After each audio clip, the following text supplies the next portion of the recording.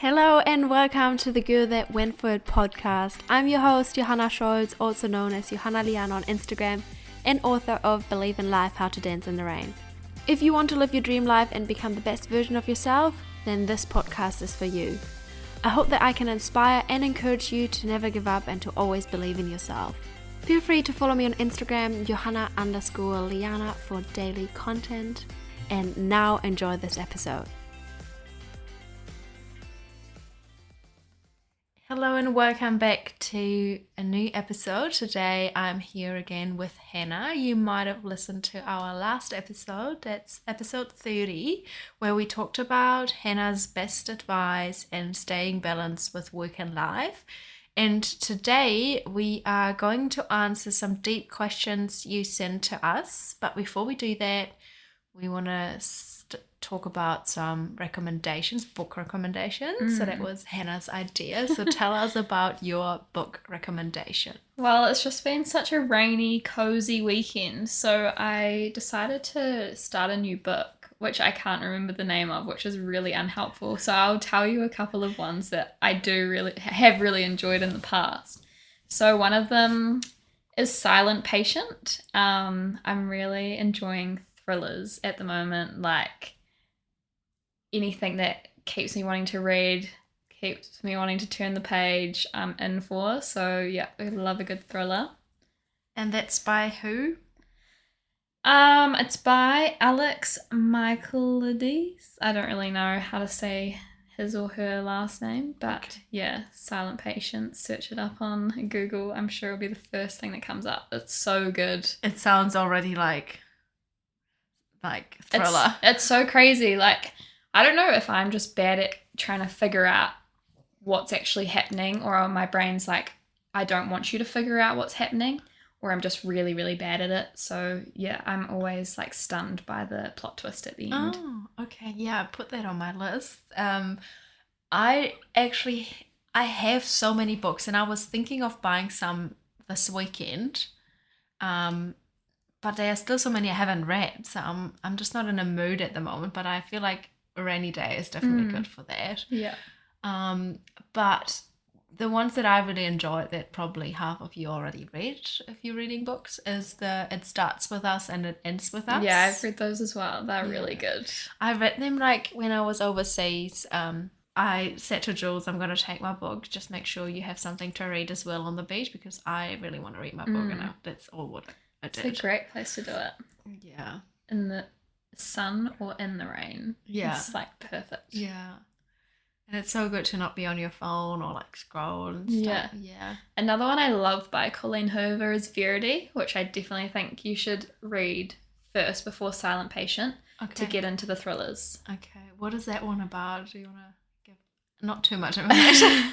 How do I not spoil it? No, I'm not going to say anything. Okay. I feel like I'll just spoil it. Okay. Yeah. Okay. You guys should trust me. It's so good. Okay, I trust you. I'll put it on the list. Yeah. Okay, awesome. Do you have the questions? Oh, yeah. Okay, so one of the questions you sent through was, do you believe that everything is meant to be, or do you think that things just tend to happen for no reason at all? That's such a good question. What do you think? I believe everything happens for a reason. 100% true. Yeah, I live by that daily, and I think if something goes wrong, you've just got to think, okay, this has happened for a reason, and then you one day after that you'll figure out why. Or you could just sort of, for example, I don't know if my friend won't mind me saying this, but she lost some keys today, and she said it's ones that you can't get recut. And my thing to that was, everything happens for a reason. Maybe it was time for a new lock on the door. Yeah. You know, like you just got to try and find the... Yeah, exactly. Like, and I feel that, everything happens for a reason. And if something doesn't work out, something better will come up.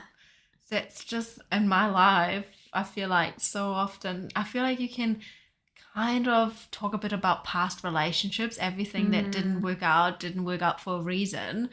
And if you're going kind of through a breakup right now, this might be hard to see, but you will learn so much out of it, and you know what you don't want actually in a relationship. Yeah. If we're talking about relationships, and then something better will come up. You also like learn what things you did and didn't like in that circumstance. And I think it helps you in your next relationship so much. Yeah, 100%. Oh, I have another thing to talk about to that happened on the weekend. So how we looked at wedding venues. Oh, yes. And we went to this one venue, and there was this one woman working there, and she recognized me because I used to work in the gym, and she's like, "Oh, didn't you work in the gym?" And then she was super lovely, and she said to literally everyone who was working there, like it wasn't busy, but she's like, "This girl wrote a really, really nice book, and I read it like twice."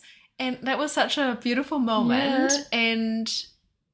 And then I went back home, and I have my copies of my new book here. Yeah. Oh my gosh. So I grabbed a new copy, and I went over there and gave her one. Oh, that's and she so had like nice. Tears in her eyes, and I was like, this was so meant to be. Yeah. Like I haven't seen her in like 2 years since I left the gym. It's over 2 years kind of. And that was just That's so lovely. Beautiful. Yeah, I was just thinking, oh my gosh, your new book is coming out soon. Yeah. I'll show you later. I have it here. Yeah. So, but that was also like a moment. I don't know. It was just meant to be. So definitely meant to be. Everything happens for a reason. Exactly.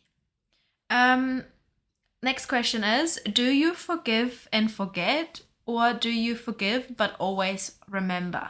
That's a tricky one. I feel like obviously you're always going to remember, right? Yeah. Like you're always going to remember what happened and what happened to make you like sort of have to forgive that person or want to. Yeah. I feel like it goes a lot deeper than this. Like I feel like forgiveness is a whole healing process, and it takes such a long time. Yeah. Like there's been things in my life where it's taken years to forgive someone for something that they've done. But one thing that I would say is that sometimes you need to go on your own journey of forgiveness, but the person that you're forgiving doesn't actually need to know. So there's been times where I've like journaled and I've literally written down like, I forgive you for doing such and such. Yeah. And so I know in myself that I've been able to actually heal now and I can get past it. I'll remember what they did, but I'm actually at a point where that's not affecting me anymore. Yeah, 100%. And I feel like you said, like forgiving has so much more to do with your own peace and healing journey than with the other person, because that other person probably doesn't even know that you're still thinking about it. Exactly. Yeah. They don't deserve you still thinking about it. So I'm 100% as well about forgiving for your own peace and leaving the past in the past, and don't let it affect your future, because you're dragging it with you your whole life if you don't forgive. But I feel like, it doesn't necessarily mean you forget. Yeah. It depends also like what it is. Like I obviously can forgive Jules and I forget about what happened. Yeah. But like deeper stuff. Yeah, no. Exactly. If it's like things you've been holding on to for years and years, even if you like, if you're listening to this and you feel like you have been holding on to something, maybe it's time to like get on that journey of like forgiveness, but it's not going to happen overnight. Yeah. Like there's been multiple times like I've either journaled about it or I've been driving in my car and I say the words like, I forgive you. Yeah. And I think that's such a good way how you said you wrote down, I forgive you. Yeah. And that's such a good, like, you're getting it out of your system so that you can start to forget. Yeah. But yeah, definitely. Oh, that's such a good question. Then the next question is, do you think that people can change, or that they just are who they are? I'm going to let you start with this one. Yeah, I find that a hard one to answer. It depends really on what it is, but I feel like people can change if they want to change. Yeah. That's like the main thing.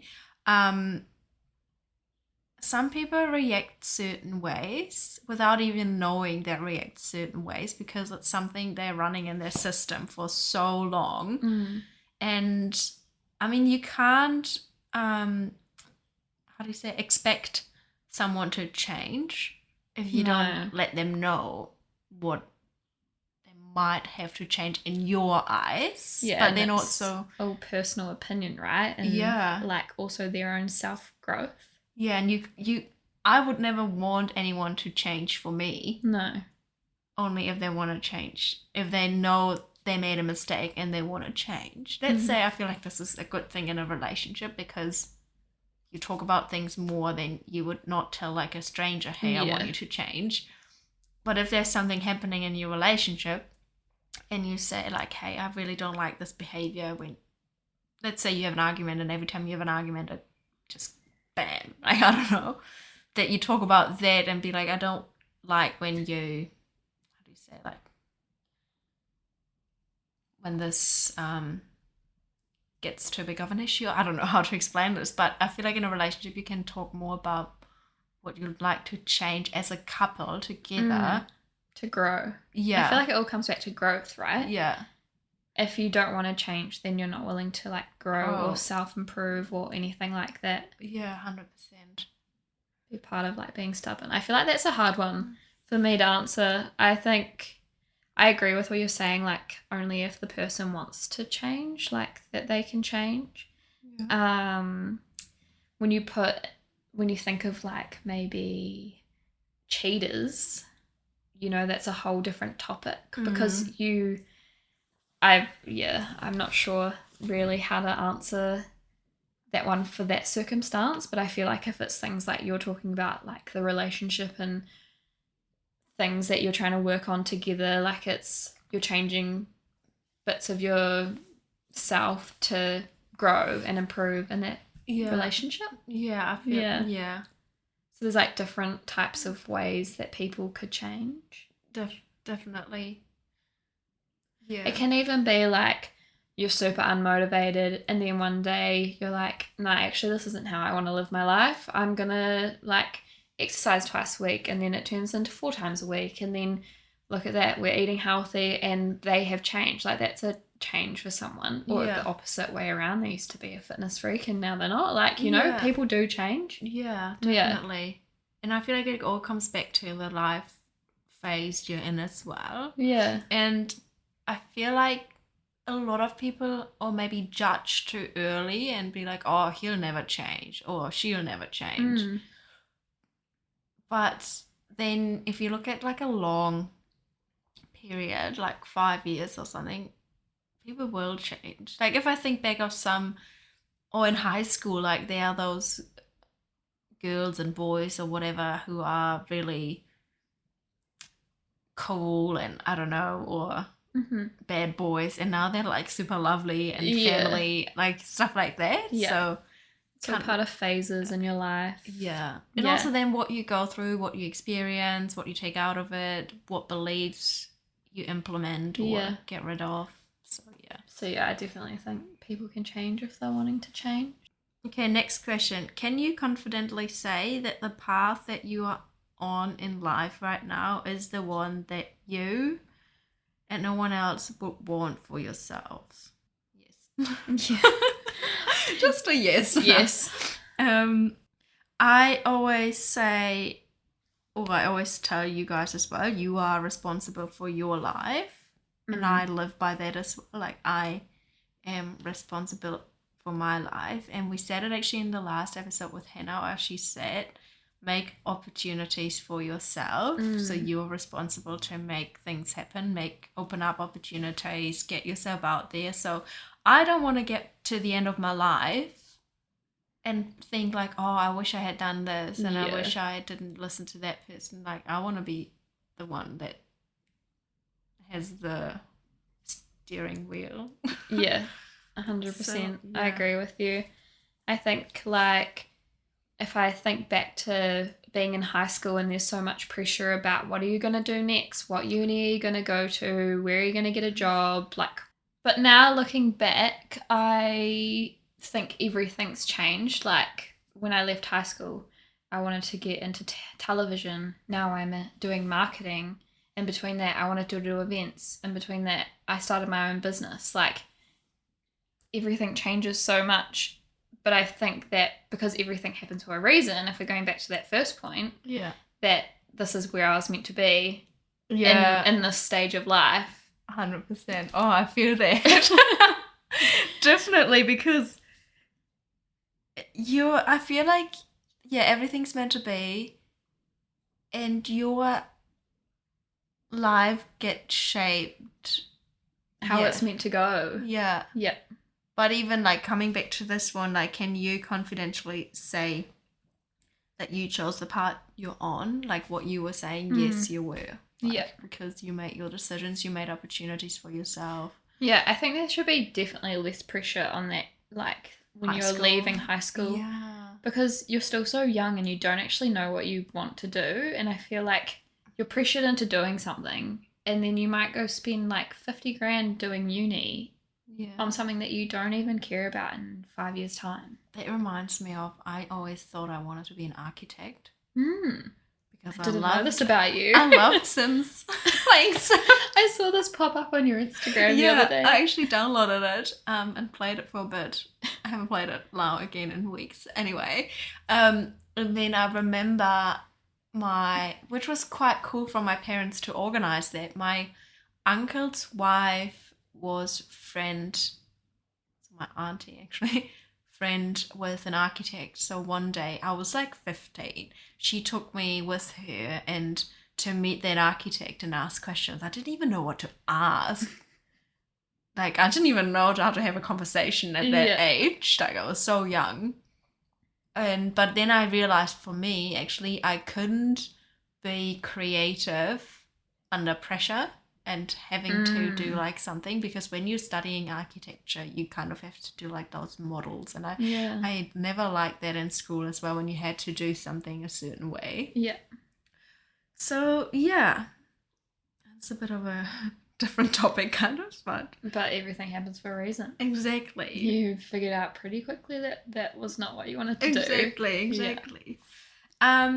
What are your deal breakers for romantic relationships? Ooh, that's a spicy one. What are my deal breakers? Cheating. Yeah, 100%. Not dealing with that. I think you're having secrets. Like, it's not like, or Jules and I, we don't check each other's phone. But it's also fine if you go on each other's phone. Yeah, like I wouldn't mind him looking at my photos. I have nothing to hide. I know he has nothing to hide. So it would be a deal breaker if I wasn't allowed. I mean, even I don't want to, but if it was like a secret, or like he was hiding it from you. Daybreaker? Deal breaker is maybe I'd say like this, not having time to give, or like no quality time. So every weekend he would go out with the boys, or like not because you, as a couple, you're a team and you do things together. Of course you still have your own friend groups, honestly, like that's so fine, and you need your own hobbies. So yeah, maybe that's a deal breaker. I know a deal breaker for me, it would be if he wasn't supportive of like my ambitions and my goals, and if we didn't have like the same goals in life, that would be a huge deal breaker. Yes. And also if like I was being held back from seeing my friends or things 100%. Like that. Like, oh, that reminds me of like I think I talked about it in a past episode, being put in like a cage. Yeah. And no, thank you. Yeah, that's a deal breaker. Yeah. And also I feel like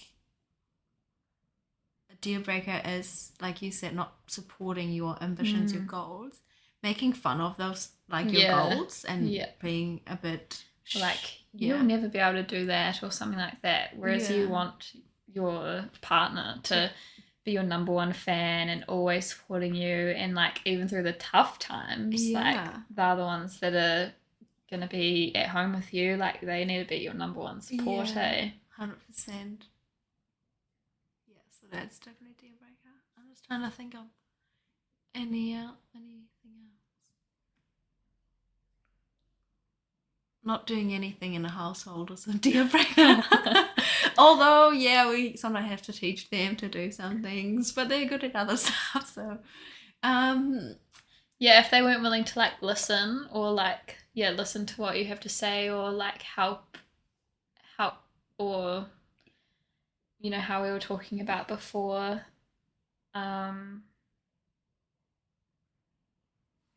do we think people can change? Yeah. Like, obviously, sometimes not just men or women, they haven't really had to do much around the house and stuff like that. So being able to sort of teach them how to do the washing. 100%. 100%. Yeah. Or how to, washing, like, with black stuff just together and white stuff not with black. Yeah. 100%. And also here, I think I want to say, because we talked about change and you just said not just men, also women, being able to accept feedback, or like, I know that I can be really impulsive, and Jules tells me you're really impulsive with some things like decisions, or even sometimes when I'm hangry, and like being like and I try to change. Oh yeah, hangry is the worst. Yeah, you're like a different person, and then you're fed and you're fine. Yeah, it's like, oh sorry babe. Yeah, 100%. I was just hangry. I hope that's not like a deal breaker for you. No, I do the warning now, like, by the way, I'm hangry. I do that too. Like breakfast, we went out for breakfast the other day, and I was like, we should be out for breakfast by that time because I know I'm gonna get hangry then. So 100%. I can so relate. All right, last question. What triggers your stress and how can you deal with it? I think for me, what triggers my stress is like so much going on at once, which I also thrive in that sort of environment and mental space. But if one thing's sort of going wrong in that mountain of different things, I feel like it all just seems too hard at that point. Yeah. So I think in that scenario, what can help with it is, for me, is writing lists and doing it in order of priority. Yeah, 100%. If it's sort of around that type of stress. How about you? Yeah, I definitely learned that in the last 2 years when I had to schedule my days and clients and stuff. I do a priority list. I used to try to do, like, my Mondays felt so overwhelming because it was a new week and I tried to smash as much, or I don't know. Now I feel like my week is super relaxed, and sometimes when I look at it and it looks overwhelming, so I do color coordination. So my work is yellow. I used to have it in red, but it's just so warning. Quite harsh. Yeah. So my work stuff is now in yellow. Then I have my workouts in blue. Then I have some mindful stuff. Or catch up with you, for example, I would do like purple. Yeah, I was just thinking purple. Yeah. And then I have meetings in red, which are not, because it's like important. Yeah. Prepare. Exactly. Yeah. And then if I have too much of something in there, like it's super yellow and red, I know that I have to balance it out with some other stuff. Yeah. So I can see it visually, like, and it's stressing me out when it's yellow and red. Yeah. So I'm like, okay, what can I maybe put into the next week? What's not that urgent?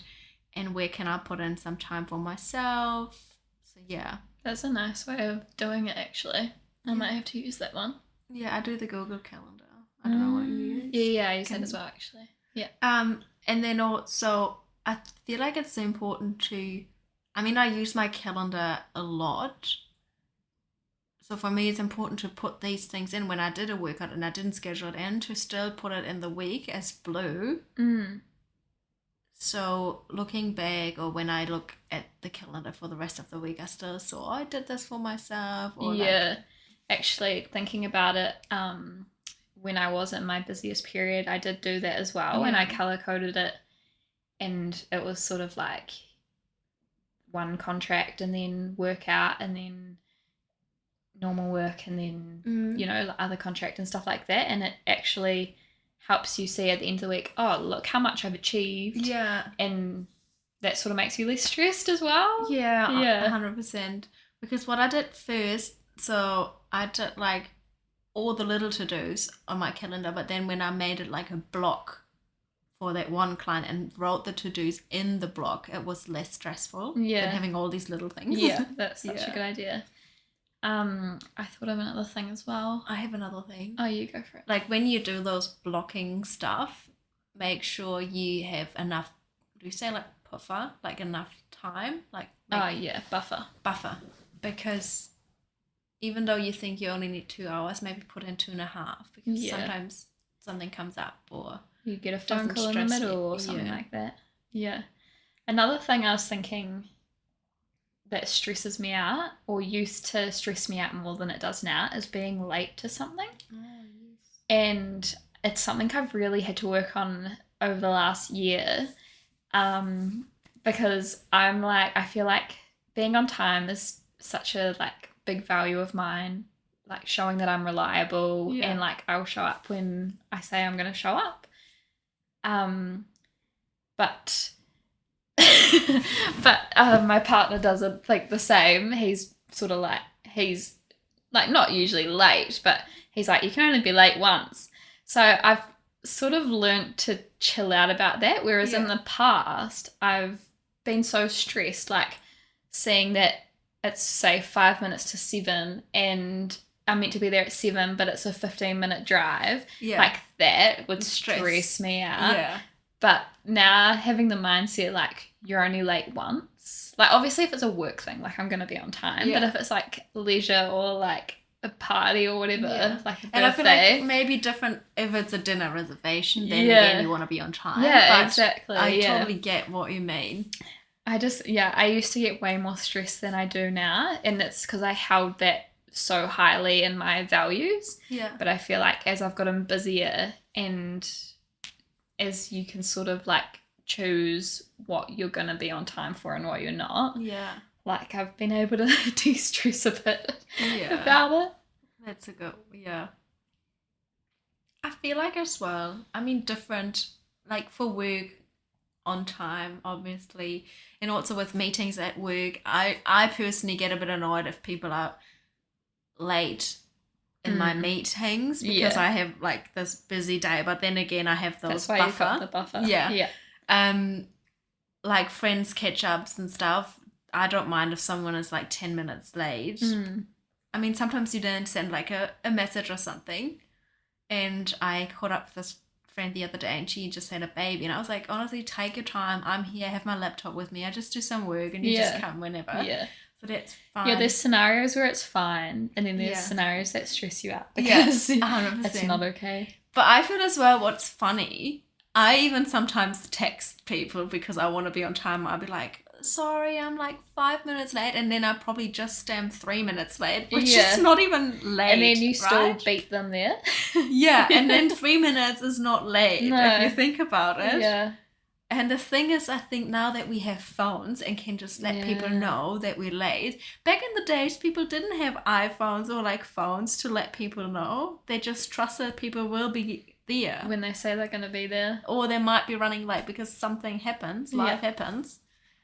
But I feel like that puts a lot of pressure on us, our phones and being online and stuff all like the that. Time. Yeah, for sure. Yeah.